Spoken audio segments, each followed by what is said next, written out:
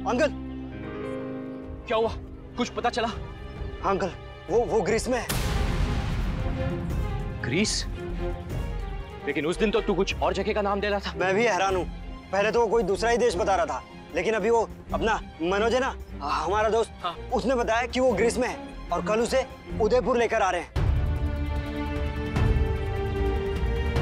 लेकर आ रहे हैं? कौन? ये सब मैंने क्यों किया? अगर आपको ये जानना है तो जाइए स्वर्णा गोयिका से पूछिए। नींद आ रही है तुम्हें? मुझे तो इतनी नींद आ रही है कि पूछो ही मत। फ्लाइट में पूरे टाइम सोता हुआ आ रहा हूँ, पर ऐसा लग रहा है जैसे फ्रेश ही नहीं हुआ। मुझे तुमसे एक जरूरी बात करनी है।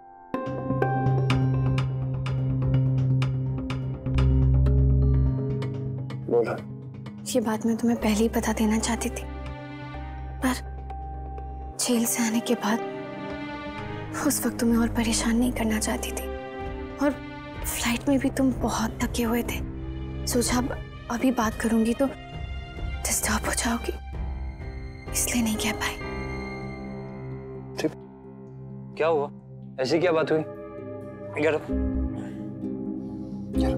बताओ मुझे क्या हुआ। वो आर्यन, उसने कुछ कहा मुझसे।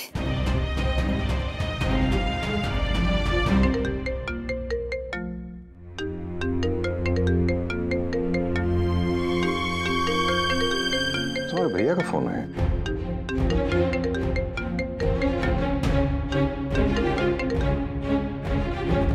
जी भैया। अर्पिता, शुभम को पुलिस ने पकड़ लिया है।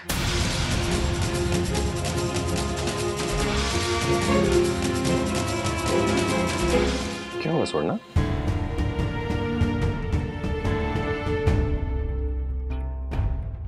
हाँ कार्तिक, मैं खुद भी इतनी ही शॉक थी। कार्तिक, तब से यही सोच रही हूँ कि उसने ऐसा कहा क्यों। उनसे पूछा तुमने? मैंने कोशिश की थी पर हो नहीं पाई। कार्तिक, ये भी तो हो सकता है ना कि आर्यन झूठ बोल रहा, और ये भी तो हो सकता है ना कि वो सच कह रहा हो। नायर, वो औरत पहले दिन से कभी पसंद नहीं थी मुझे, हमेशा से नफरत करता आया हूं, लेकिन मिस्टर गोयिंका की वजह से बर्दाश्त करता आ रहा हूं उन्हें। माँ की बीमारी के बारे में जानने के बाद हाँ थोड़ा रिस्पेक्ट करने लगा था उनकी, पर कभी एक्सेप्ट नहीं कर पाया था। वो जैसी खुद को दिखाती है ना वैसी है नहीं वो, इसलिए कभी पूरी तरह ट्रस्ट नहीं कर पाया, और अब समझ में आ रहा है क्यों। शायद तो वो आर्यन सही कह रहा है नायर, स्वर्णा गोयिंका भी शामिल है इस केस में। What? नहीं कार्तिक, हम बिना पूरा सच जाने किसी नतीजे पे कैसे पहुंच सकते हैं? कार्तिक, ये बहुत अनफेयर होगा। सच तो सबके सामने आ ही गया नायरा, शायद सिर्फ हमें नजर नहीं आ रहा। तुम याद करो वो व्रत वाले दिन हम लोग टकरा गए थे और हमारे एनवेलप्स एक्सचेंज हो गए थे। मिसेस गोयिंका के एनवेलप से आर्यन की फोटो निकली थी। हमारे बर्थडे वाले दिन नायरा, केक लाने आर्यन अकेले भी जा सकता था, लेकिन वो गई थी उसके साथ।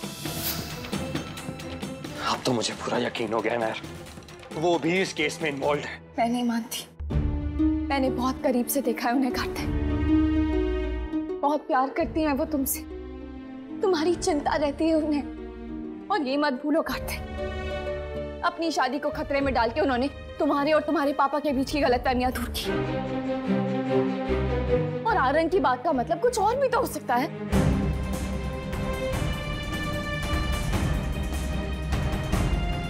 पर इतना तो सोचो नायर, इस घर में कितने सारे लोग, आर्यन ने सिर्फ उन्हीं का नाम क्यों लिया? इसके पीछे भी कोई बात तो होगी ना। आज तक तो कभी तुमने आर्यन की बातों पे भरोसा नहीं किया, हमेशा कहा कि वो झूठा है, चालाक है। फिर आज अचानक इतना भरोसा क्यों? मैंने ये बात तुम्हें इसलिए बताई कार्तिक, ताकि हम दोनों मिलकर सच का पता कर सकें और किसी पे भी गलत दोष ना है। इसलिए नहीं कि तुम अपनी इतने सालों की नफरत और गुस्सा बाहर निकालो। तुम उन्हें अपनी मां मानो या ना मानो, बस इतना तो मानना पड़ेगा कार्तिक कि इस फैमिली का वो भी एक अहम हिस्सा है, और हमारी एक गलती का असर सारे रिश्तों पे पड़ेगा।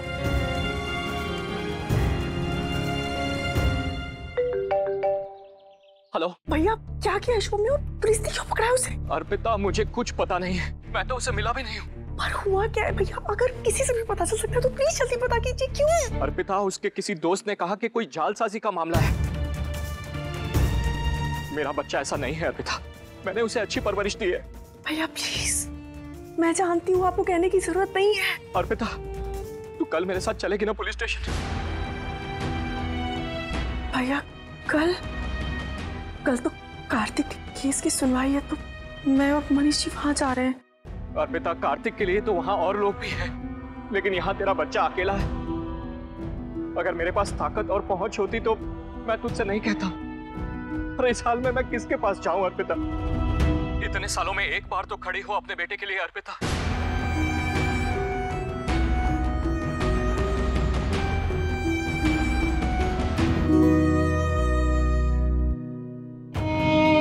मेरे बेटों को इस मुसीबत से बचा लीजिए भगवान जी।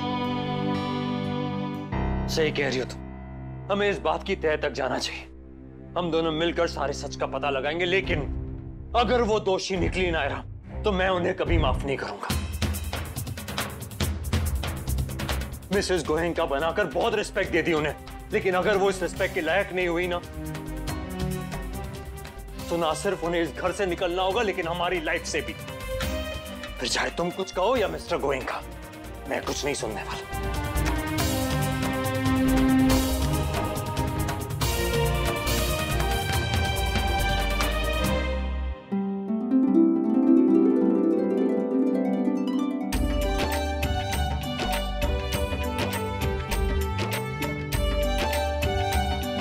कितना कुछ लेके आई बेटा?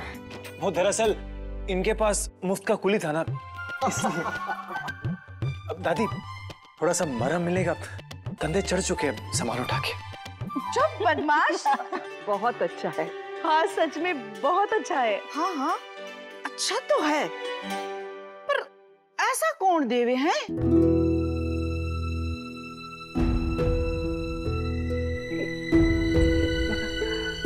ये क्या कह रहे हैं भाई साहब भी? आप मजाक कर रहे हैं ना? चेहरे तो देखो बच्चों के कैसे हुए हैं। हाँ मजाक ही तो करे थी, और क्या?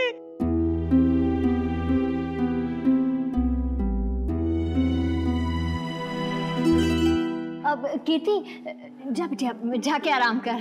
जी जी, वो कीर्ति बहुत जानते हैं बेटा, जानते हैं। देखो कैसे पत्नी की पैरवी कर रहा है। Thank you so much. आप लोग वाकई में बहुत अच्छे हैं। अब एक मिनट,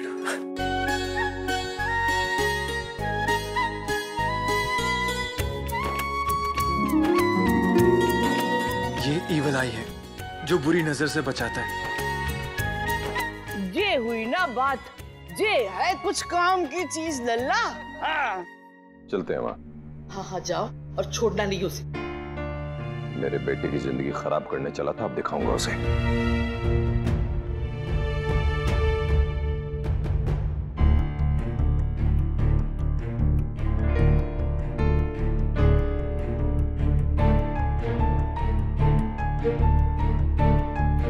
चलें कार्तिक? जी।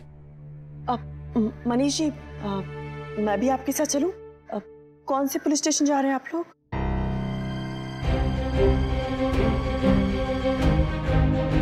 तुम क्या करोगी वहां आकर? तुम परेशान मत हो, मैं संभाल लूंगा सब। पर फिर भी अगर मैं चलूं?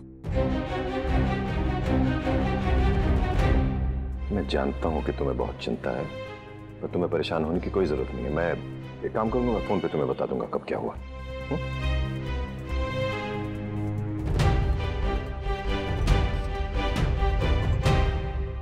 जी वकील साहब। नायरा, ये दोनों जरूर एक दूसरे से कांटेक्ट करने की कोशिश करेंगे। मैं वहां आर्यन पे नजर रखूंगा और तुम्हें हिंद पर रखनी होगी।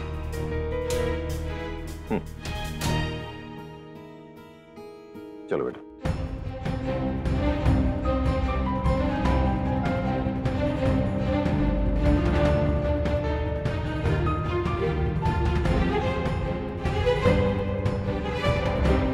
सच सच बताइए, मेरे सारे लाए हुए गिफ्ट्स बिल्कुल ही यूजलेस है ना? ये आपको किसने कह दिया? किसी के लिए भी कोई भी यूजफुल चीज नहीं ला पाई मैं भी कितनी स्टूपिड हूं ना नक्श। कीर्ति, मैं आपको पहले भी कह चुका हूँ, मेरी वाइफ को ऐसे ऐसे टाइटल्स मत दीजिए, पागल, बुद्धू और स्टूपिड। मैं बुरा मान जाऊंगा। देखिए आप बात को घुमाने की कोशिश मत कीजिए, मुझे सच सच बताइए प्लीज।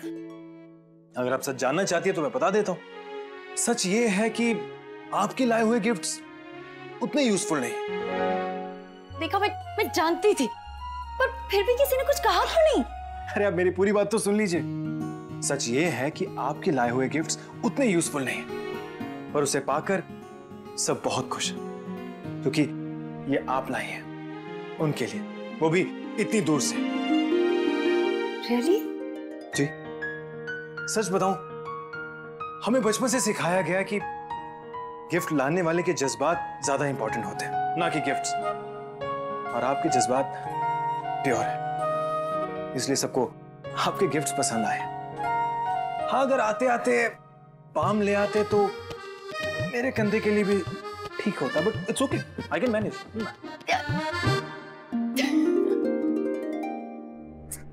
पता नहीं कौन से पुलिस स्टेशन पे मनीषी और कार्तिक। भैया के बहुत बार मैसेज आ रहे हैं। क्या करूं? कैसे निकलूं यहाँ से? कैसे जाऊं उनके पास? माँ,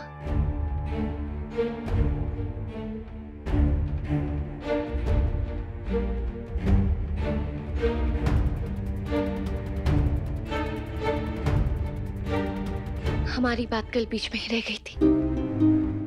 हाँ, बोलो ना, क्या हुआ? पहले आप प्रॉमिस कीजिए कि जो भी मैं आपसे कहूंगी आप उसे सुन के परेशान नहीं होंगी, और जो भी मैं आपसे पूछूंगी आप उसका बिल्कुल सच सच जवाब देंगी। मुझे आप पे पूरा भरोसा है माँ। और मैं ये बात आपसे सिर्फ इसलिए जानना चाहती हूँ ताकि मेरा भरोसा और पक्का हो सके। आप जानती हैं आप मेरे लिए क्या हैं, और मैं आपकी बहुत इज्जत करती हूँ। वहाँ क्रीज पे जब मैं वर्णा,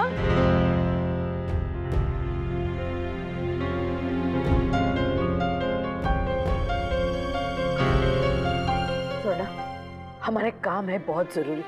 गुरुजी का फोन आया था, तुरंत मंदिर में जाके धान का दान करना होगा ताकि हमारे परिवार पे आई बला टल जाए।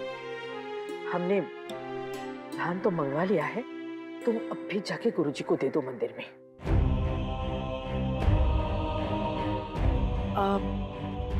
जी माँ जी, वो सामान? हाँ हाँ, आ जाओ, हम देते हैं, आ जाओ।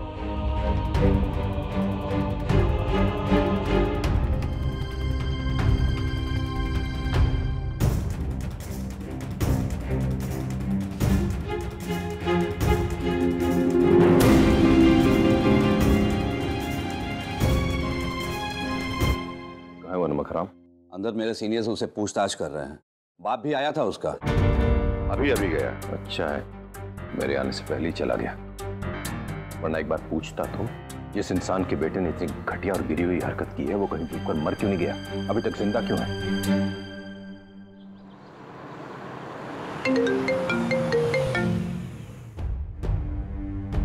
हाँ भैया, मैं बस आ रही हूँ, रास्ते में हूँ। 10-15 मिनट आई थिंक पहुँच जाऊंगी जल्दी। अर्पिता, जल्द से जल्द आ जाओ, मुझे तो बहुत चिंता हो रही है। भैया प्लीज प्लीज, आप ऐसे मत घबराइए, मैं जल्दी आ रही हूँ ना।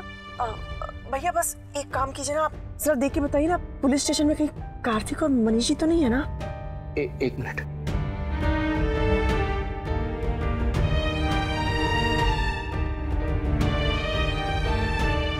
नहीं अर्पिता, मुझे तो यहाँ दिखाई नहीं दे रहे। मैं तो सुबह से यहीं पर हूँ। अगर आते तो मुझे पता चल जाता। शायद वो किसी और पुलिस स्टेशन गए होंगे। हाँ शायद से। अब खैर, आप बिल्कुल चिंता मत कीजिए, मैं बस जल्दी पहुंच रही हूँ। भगवान जी प्लीज प्लीज रक्षा करना, सब कुछ संभाल लेना प्लीज।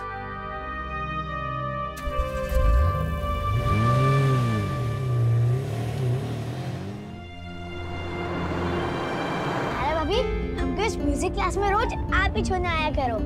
हाँ, हमें बहुत मजा आता है आपके साथ। मैं कोशिश करूंगी, पर प्रॉमिस नहीं कर सकती। कभी कभी मैं बिजी भी तो होती हूँ। अब हम ड्राइवर के साथ आया करेंगे। हाँ।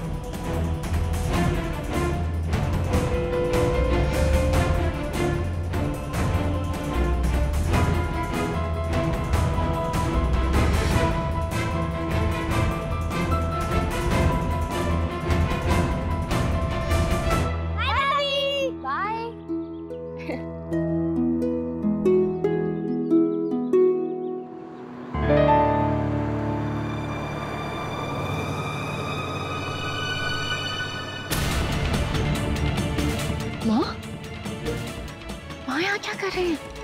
मंदिर तो उस तरफ है ना, और गाड़ी इतनी स्पीड में क्यों चला रही है?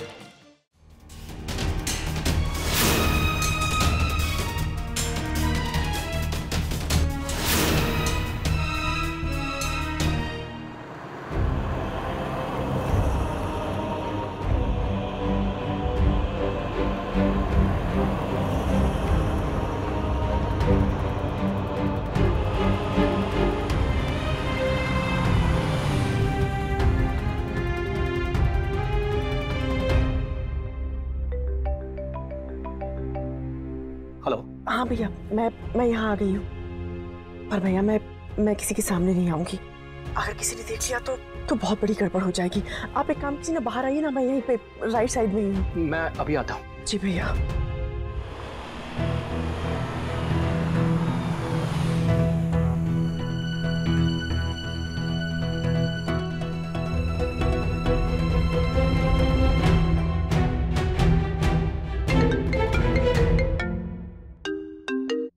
हाँ कार्तिक, कुछ पता चला? नहीं, अभी भी पुलिस पूछ ही रही है उससे।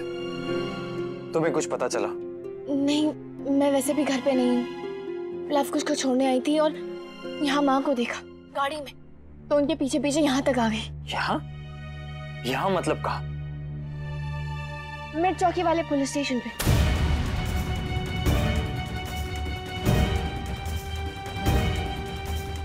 तुम यहीं पर हो? तो वो यहाँ किससे मिलने आई है? हमसे या आर्यन से? वो भी यहीं पर है, इसी स्टेशन में। क्या? हाँ, मैंने कहा था ना तुमसे कुछ तो गड़बड़ है। तुम वहीं रुको, मैं बाहर आता हूँ। इतने सालों में हम मुश्किल से एक दो बार मिले हैं, और अचानक से इतना मिलना, किसी को भी शक हो सकता है हम पर। तुझे उनके शक की चिंता है और अपने बेटे के हक की नहीं। अर्पिता, शुभम को तेरी जरूरत है तो शुभम भी उस घर का बेटा। भैया,